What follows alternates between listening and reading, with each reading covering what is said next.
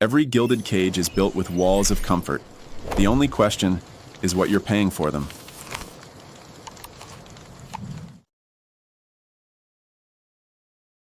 You ever get that feeling that something about the world is, well, just a little bit off? Like you can't quite put your finger on it? The movie The Matrix grabbed onto that exact feeling back in 1999. And honestly, it's never really let go. But what if it wasn't just a cool sci-fi flick? What if it's closer to reality than we think? Let's get into it. It all comes back to this one line. So simple, but so powerful. When Morpheus says this, he's not just talking about some computer program. No, he's talking about a system, a massive, invisible structure that's been built for one single purpose: control. And there it is, the movie's whole chilling premise. It's a simulated reality, right? A prison for your mind. A prison that's so beautiful and so convincing you don't even know you're in it.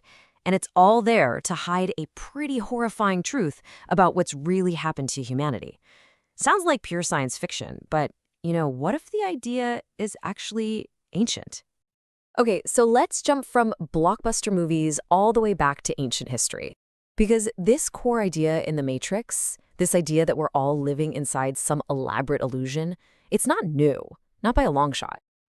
That's right. Thousands of years before anyone had even dreamed of a computer, there was a group of mystics who were wrestling with the exact same idea. They looked around at the material world and thought, this can't be it.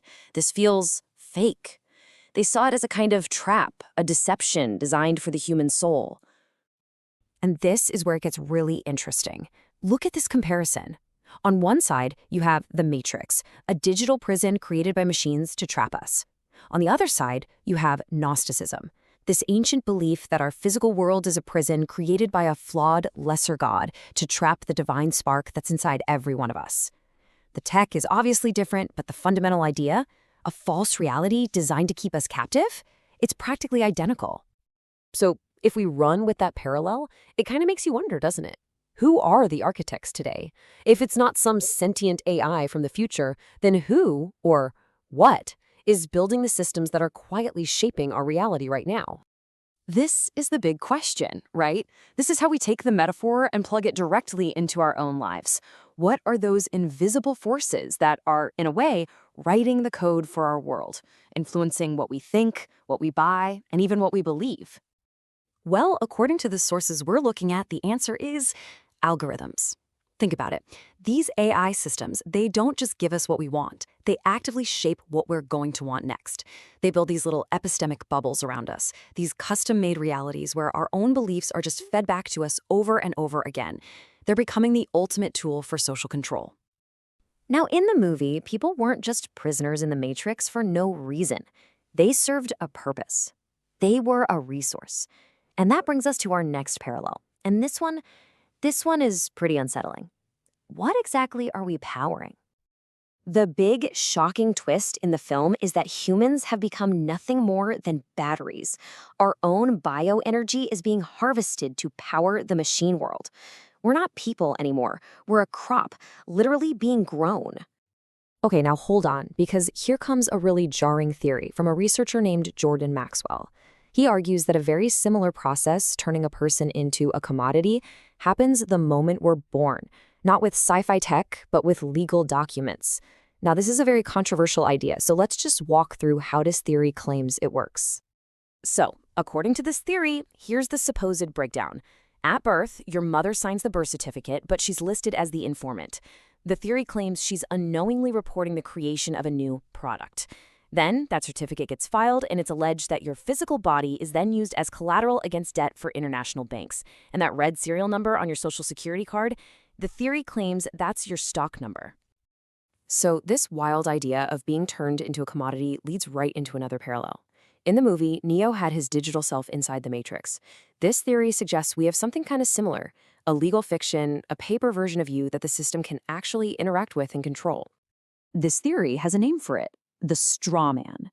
It's described as this separate legal entity, a corporate fiction that represents you in the world of commerce and law. And the telltale sign, the way you can spot it, according to the theory, is that its name is always, always written in all caps. And this is where it supposedly shows up in your own life. The theory's proponents say to just look around, pull out your driver's license, look at a utility bill or an insurance card, any kind of official mail. If your name is there in all capital letters, they claim that's not the real living you.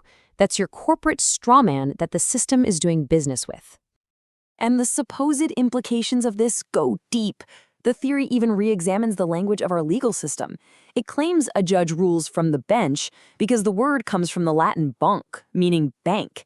So in their view, a judge isn't dispensing justice, they're a banker, settling a commercial dispute involving your corporate entity.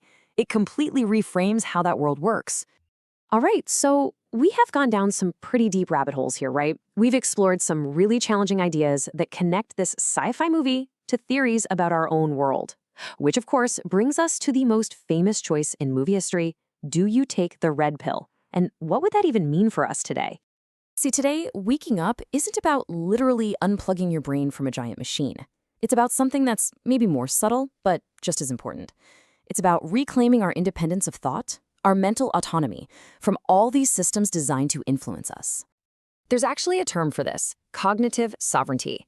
It's simply the ability to be in charge of your own mind, to control your own thoughts and make your own decisions, especially when you're swimming in a sea of algorithms that are constantly trying to do it for you. So how do we actually do that?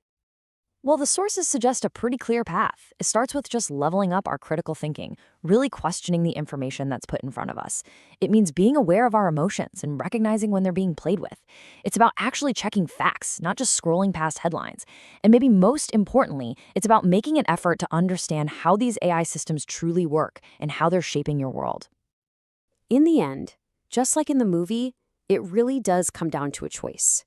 You can take the blue pill and accept the comfortable, curated reality that's presented to you every day. Or you can take the red pill and see how deep the rabbit hole really goes and accept the responsibility that comes with being awake. The choice is yours. So, which pill do you take?